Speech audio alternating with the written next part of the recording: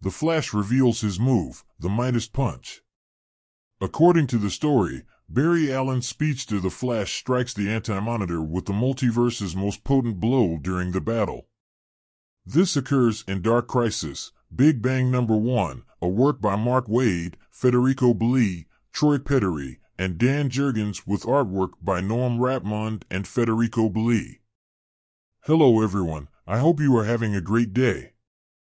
Before we continue with our video today, I want to warmly thank everyone for supporting our channel and inform you that we will continue to work and improve our content. Without further ado, let's move on to today's video. The fear of Barry Allen, the Flash, that the evil Anti-Monitor will return comes true when he encounters him on Earth 28. The red-haired speedster is aware that he cannot combat him in the same way as a typical bad guy. He states, "I can't fight the Anti-Monitor like you would Captain Cold. Wallace and I are mosquitoes to him." But, flash fact, the faster the body moves, the more its mass increases. And I'm the fastest man alive. He continues, saying that his action is extremely risky since, if he is not careful, he could modify space-time. "I can't endure more than a moment," he admits. But when you support it with precisely the correct quantity of vibrational energy, it becomes the multiverse's most potent blow. He strikes the Anti-Monitor with such force that the Anti-Monitor is propelled through multiple universes without pausing, eventually arriving on Earth 49. It is equally true that the villain survives and comes close to killing the Flash, but he is stopped by a group of heroes from other DC multiverse Earths who show up just in time. The Speed Force has been used frequently by the Flash to travel across time, but it now appears that he is also capable of using that same power in his fist. The Flash once delivered the most powerful blow in DC history more quickly than you could say pain. The red-clad speedster is undoubtedly one of DC's most potent figures. Being the quickest person alive puts him up against some of DC's toughest bad guys, including his archenemy the Reverse Flash, so he keeps becoming better.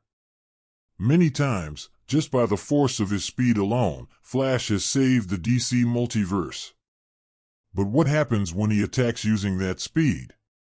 Although Superman is frequently regarded as the Earth's champion and the strongest member of the Justice League, he has faced off against the Flash on numerous occasions in comic books. However, in more recent times, both Barry Allen and Wally West have been able to easily defeat Superman in a foot race. Superman tries to dissuade Flash from going back to the Speed Force in Flash Rebirth #3, but the Flash tells him that the only reason Superman was ever able to participate in earlier races was because they were for charity and he was being gentle with Supes.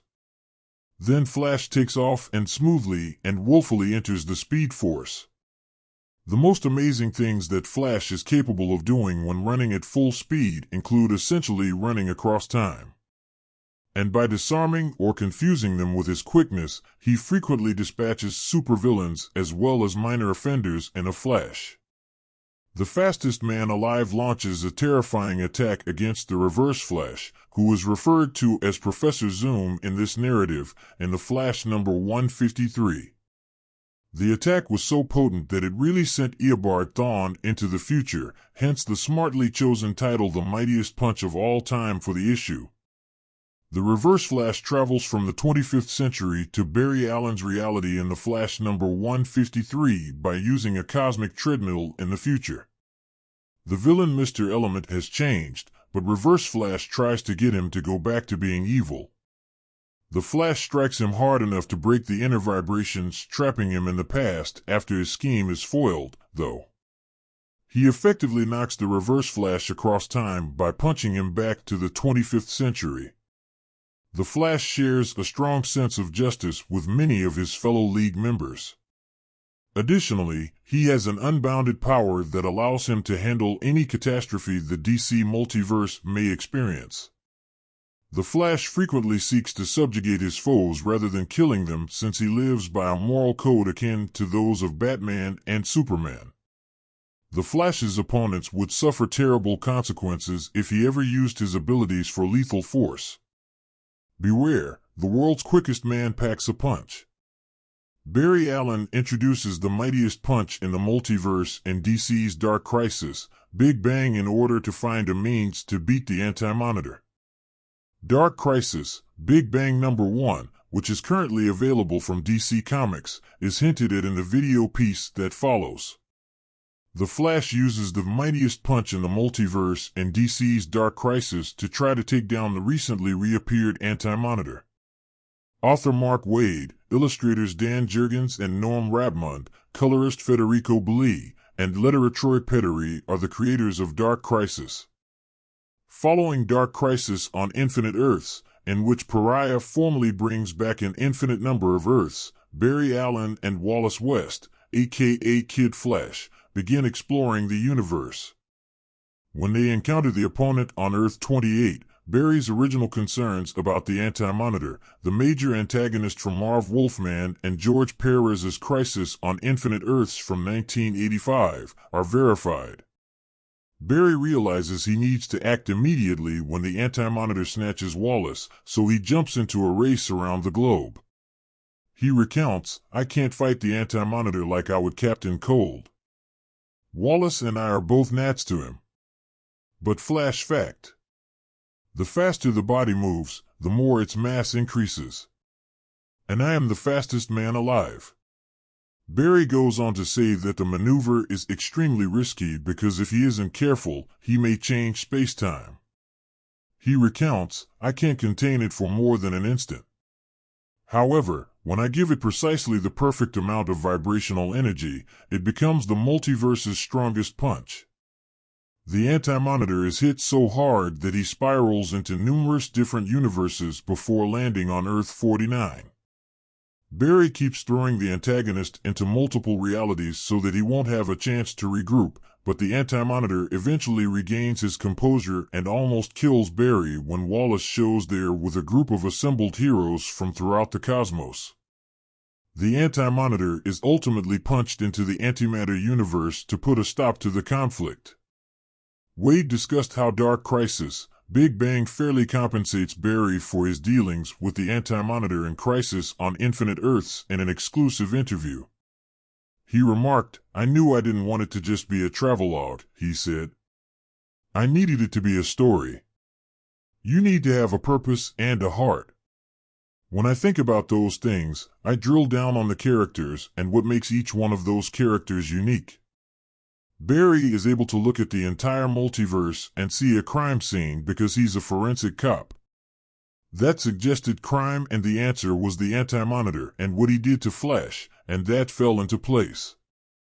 The Flash number 153 is back here for additional in-depth information. DC Comics published The Mightiest Punch of All Time on June 1, 1965. Professor Zoom returns to that location after deceiving the guards and passing an electronic psychological test to get parole. Eobard Thawne, also known as Professor Zoom, is released from jail after serving a year. According to a psychic scan, Thawne has fully changed. In actuality, Thawne rigged the test to produce the intended outcomes. Thawne had a complete new scientific field devoted to the study of ultraspeed when he was incarcerated. Thawne's first invention, based on the concepts of ultraspeed, is a device that makes one's evil nature dominate. Thawne decides to go after Al Desmond after successfully testing the device on lab animals. Desmond was a talented chemist who formerly held the infamous title of Mr. Element. Desmond made an effort to put his past behind him after serving his sentence. Before, Thawne made an attempt to turn Desmond back toward evil. Thawne now plans to make another attempt. The radiation from the machine is projected 500 years in the past by Thawne. Desmond first feels the effects of the radiation while he is preparing to accept a promotion in his boss's office. He phones Barry Allen, a police forensics expert, right away and invites him to dinner. Allen is urged to speak to the Flash by Desmond. Allen leaves the establishment before coming back as the Flash. Desmond makes an attempt to loot the eatery, but the Flash drags him away before the crime can be fully committed. Desmond rejects the Flash's offer of assistance and turns against him. Desmond knocks the Flash out with a punch that takes him by surprise. Desmond dons his Mr. Element disguise and heads back to his former den of thieves. Desmond finally manages to overcome his irrational urges to commit crimes. Thawne is unable to retain Desmond in the machine's radiation beam. The radiation starts to disperse as time moves on. All of a sudden, crime is rampant in Central City. The Flash apprehends the potential criminals and turns them over to the authorities. Thawne and his ultra-speed machines travel back in time after failing to focus the radiation beam on just Desmond. In the role of Professor Zoom, Thawne travels back to Central City in 1965 on a cosmic treadmill of his own design. Professor Zoom uses his capacity to control men's thoughts to persuade the Municipal Council of Central City to restrict superspeed travel within the city borders. The Flash, despite Professor Zoom's taunts, refuses to sprint at superspeed because he is so adamant about upholding the law. Even though the Flash is watching, Professor Zoom manages to loot a bank, but the Flash does nothing with his superspeed to stop him. The Flash disappears beneath Central City's streets by vibrating his molecules into intangibility. Just as the Flash emerges from a tunnel coming up from Central City's underbelly, Professor Zoom finds him. The Flash suddenly lunges at Professor Zoom while utilizing his superspeed abilities once more. Professor Zoom's eyes are directed toward the city limits sign by the Flash. The Flash's hold on Professor Zoom weakens as the latter runs back across the city boundary while spinning rapidly. Professor Zoom is knocked to the ground by a battering ram of compressed air that the Flash builds up. However, the Reverse Flash bounces back too soon for the Flash to seize the opportunity. Desmond observes their conflict, wanting to support the Flash, but still battling Professor Zoom's evil tendencies. The Flash is defeated by Professor Zoom and rendered impotent by ultra-radiation. Professor Zoom makes the Flash watch Desmond, now operating as Mr. Element, begin his criminal activities from a monitor in his underground hideout. Mr. Element is taken to Professor Zoom's hidden hideout where he is given the option to kill the Flash. The Flash is released when Mr. Element fires at Professor Zoom's ultra-speed vehicle after taking aim. The Flash knocks Professor Zoom out cold before he can respond. Professor Zoom is pulled back to his own time because he is no longer consciously able to maintain his internal vibrations. When the Flash turned to thank Mr. Element, his erstwhile enemy suddenly turned against him. Desmond had implanted a post-hypnotic suggestion within himself to help the Flash right away before giving in to Professor Zoom's malevolent urges. Desmond was now free to kill the Flash himself in his role as Mr. Element after accomplishing this. The Flash blocks Mr. Element's strike while simultaneously rendering him unconscious with his lightning-fast arm movements. The Flash transports Mr. Element 500 years into the future with his very own cosmic treadmill. When the Flash finds out that Professor Zoom has already been imprisoned, he urges modern scientists to utilize their technology to change Desmond. Desmond finally overcomes his propensity for crime, accepting his promotion at work and moving through with his engagement to Rita. We have a question before we wrap up this comic book review. Is Wally West's infinite mass punch a time travel fighting method? One of the fastest superheroes in terms of reaction time, combat speed, and travel speed is Flash. All of Flash's incredible superpowers are propelled by the Speed Force. After the Crisis, Wally West assumed the role of Flash in place of Kid Flash. Wally West has proven to be more than worthy of the nickname Flash and has shown off extra superpowers distinct from those possessed by Barry Allen. The only other Flash faster than Wally is possibly his mentor, Barry Allen. He may be the fastest human ever to have lived. Right now, his speed would allow him to effortlessly overcome any obstacles and even enter the Speed Force.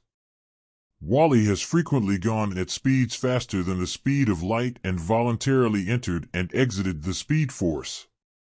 One of the most fearsome and potent metahumans on the planet is thought to be the Flash.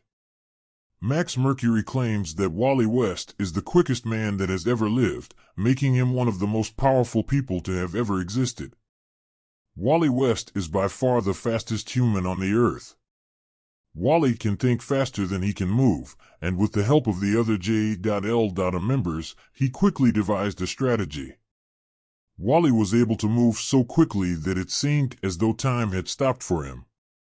In only 0.0001 microseconds, 10 picoseconds, or 1/100,000,000,000 of a second, he is able to save and carry more than 500,000 people, including those at ground zero, 35 miles away from a nuclear warhead that has already exploded.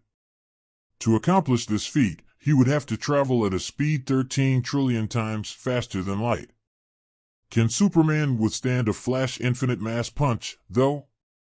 Superman is not strong enough to claim such an accomplishment. Utilizing the Flash's high speed, the infinite mass punch bombards the target with blows so powerful that may disintegrate upon impact. The fact is that only one of those punches was effective at knocking Superman unconscious.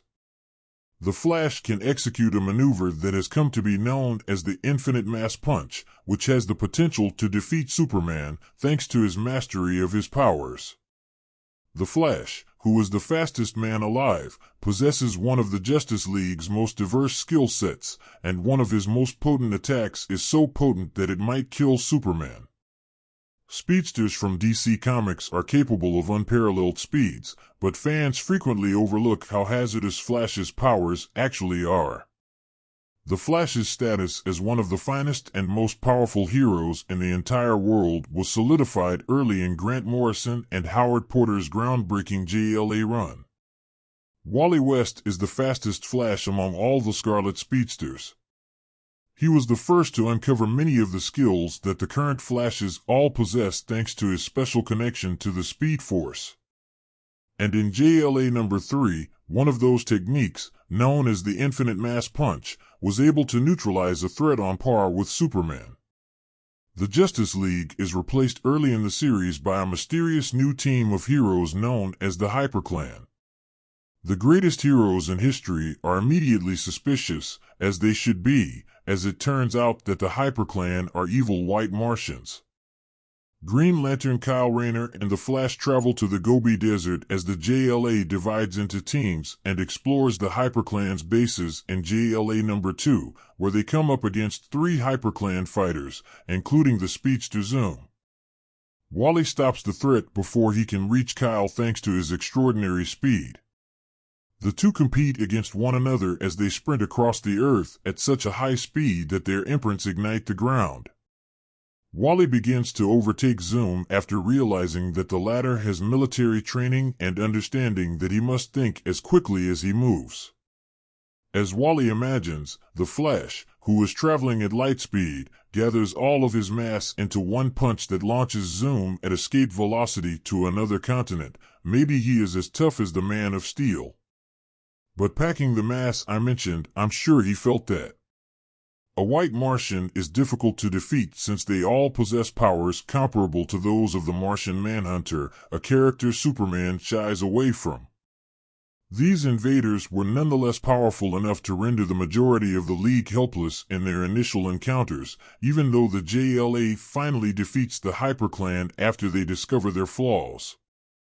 The agility of Wally's powers and his command over them are demonstrated by the Flash's ability to defeat even one of these enemies while also completing a worldwide race.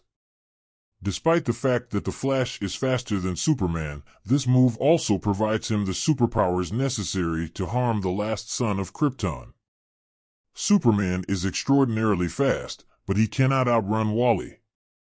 Kal-El couldn't stop the Flash if he genuinely intended to attack Superman at his maximum rate of speed, which is even more important considering Wally's ability to hit with such enormous power thanks to his speed, not to mention his ability to scour the world for kryptonite while Superman is still recovering. The Flash family is capable of some pretty astounding feats because to the Speed Force, and defeating opponents on a par with Superman is undoubtedly one of them. Although the Flash's speed may be his main strength, situations like this show exactly how deadly DC Comics' fastest man alive actually is. Superman and the Justice League ought to just be thankful that Flash is on their side given the strength that he possesses, such as the infinite mass punch. On the science front, we dissect the infinite mass punch, the Flash's most potent punch, and explain its workings before calculating just how potent it is. Although the details of the explanations in the comics vary, they all have one thing in common: relativity. While the Flash and numerous other characters, including Superman and Green Lanterns, routinely violate the laws of relativity by traveling at speeds faster than the speed of light, the infinite mass punch operates by adhering to those laws. To quote the comics themselves, Flash fact: relativistic effects take over as a body approaches light speed. Visual input will begin to blue shift and my body's mass will increase towards infinity, and this is an unusual effort, even for the Man of Steel. He only works this hard when he's about to go faster than light. He's not going to go that fast this time, though. He wants to stay just under. Relativity is his friend. As he accelerates towards the speed of light, his mass increases dramatically. What exactly is happening in each of these comics, then? In Albert Einstein's special relativity, the idea is basically that as an object gets closer to the speed of light, both his relative mass and the amount of energy needed to move at those speeds go on indefinitely. It would take limitless energy to transport a massed item at the speed of light. The Flash speeds just below the speed of light when he uses the infinite mass punch, and according to the laws of relativity, his mass increases exponentially until he reaches the relativistic mass of a white dwarf star. Your visit to our comic books and pop culture channel is much appreciated. Subscribe to Uncanny Collectibles for more unique information, scoops, and exclusive stories.